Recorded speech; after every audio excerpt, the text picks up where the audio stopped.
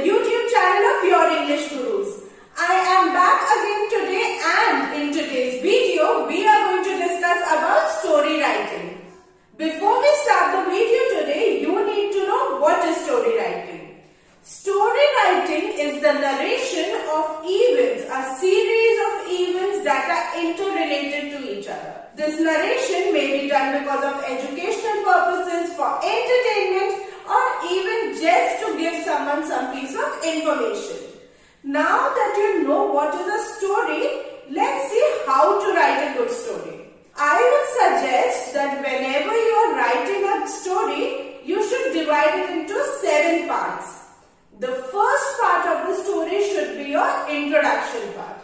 Introduction is where we introduce the character of the story and we talk about the setup of the story. For example, let us take the story of Cinderella. In the story of Cinderella, the starting is something like this. Once upon a time, there lived a young girl. She lived with her stepmother and 2 stepsisters. Those stepsisters were very cruel to her. Cinderella had to do all the work of her house.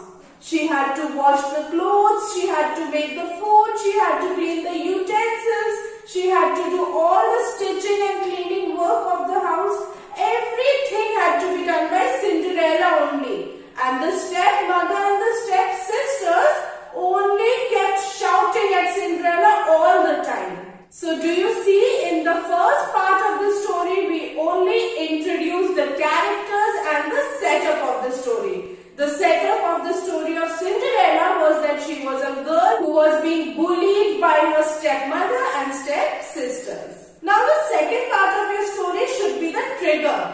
Trigger is an unexpected event that happens in your story. This is the event that leads your story. This is the beginning of all the action in your story. For example, in the story of Cinderella, the announcement of the ball where the prince is going to look for his bride is the trigger, is the place where the surprise action comes in, and this is where the entire story of Cinderella starts.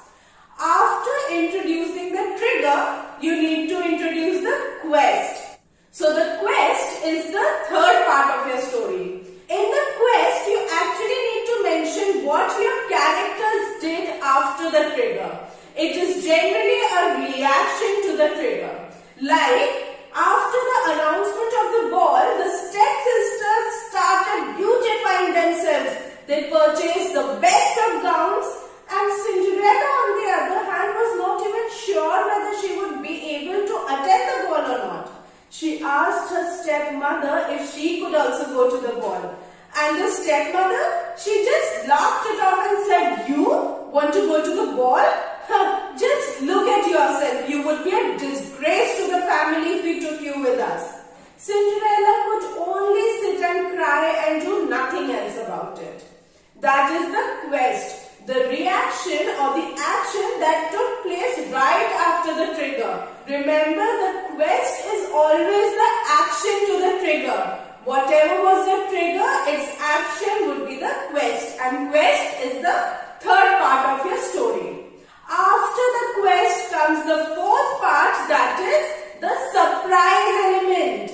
During the surprise element part of your story, you may introduce a new character, you may introduce new surprises, new events. For example, the introduction of the fairy godmother in the story of Cinderella. When Cinderella was crying, suddenly the fairy godmother appeared and she made a beautiful gown for Cinderella. She made a carriage, she made the horseman, and Cinderella was all set to go to the ball. As soon as Cinderella reached the ball, she enjoyed with the prince and had become the center of attraction. And soon it was 12 o'clock. Remember, the fairy godmother had told Cinderella that you need to come back before the clock strikes 12. As soon as it was 12, Cinderella ran out of the ballroom, and what she left behind was her glass shoe. Now at this part, your surprise element finishes, and what comes in is the fifth part, that is your critical thinking.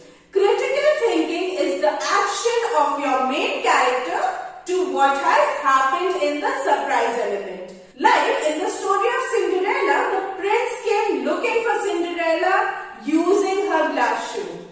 And it was Cinderella's decision that she would want to try on the glass shoe. As soon as she tried on the glass shoe, it fit her exactly. It was just the correct size. Everyone was so surprised that how could the shoe fit Cinderella. Now this is the part of critical choice where your main character has to make a very important decision. Like Cinderella made the decision of going against her stepmother and sisters and trying on the shoe. Then comes the climax. That is the sixth part of your story. The climax is the ending of the story. That is what happened in the end. For example, in the story of Cinderella, the shoe was an exact fit to Cinderella's feet. As soon as she wore the shoe, she turned into a very pretty princess. And the prince married Cinderella. She lived happily ever after. This is the climax of your story. Now comes the last part of the story, that is the resolution of the story. In the resolution, you always mention the moral of the story. For example, in the story of the Cinderella, the moral was that no matter how bad people are to you, you should always be good and remain a kind soul. You should never turn evil just because others were bad to you. So these were the 7 parts that you need to divide your story into. Trust me, divide your story into these 7 parts and you will be a lovely story writer. Now I am going to give you some tips which are going to help you improve your stories. The first one is try to connect your story with something that you have read, something that you have seen, or something that has happened to you. When you connect your story to a real life event or something that you have already seen, you tend to be more focused and write better stories. You don't deviate from here to there and then your story is not scattered all over the place. The second tip is withhold information. Don't give out all the information at once. Create a suspicion in the mind of your reader. Only the stories that create a suspense or that make the reader ask questions is a story that is worth reading. The third tip is use simple language. Don't use a lot of fancy vocabulary while writing stories because you want your reader to easily be able to understand your story. So use simple and nice language. The fourth tip is use a lot of dialogues.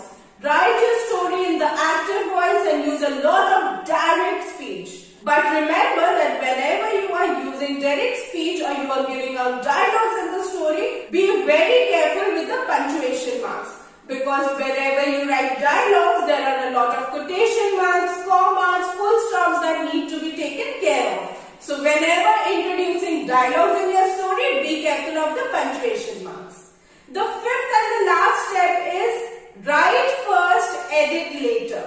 First, write your story because you are thinking. Your thought process is very fast and once you go into your imagination mode, keep writing and then after you have finished writing the story, you can read it again and edit it later. But first write and then edit. Now these were the 5 tips that will help you write wonderful stories. I hope you all are going to divide your stories into the 7 parts that I told you in the beginning of the video and also use these 5 tips to write wonderful stories.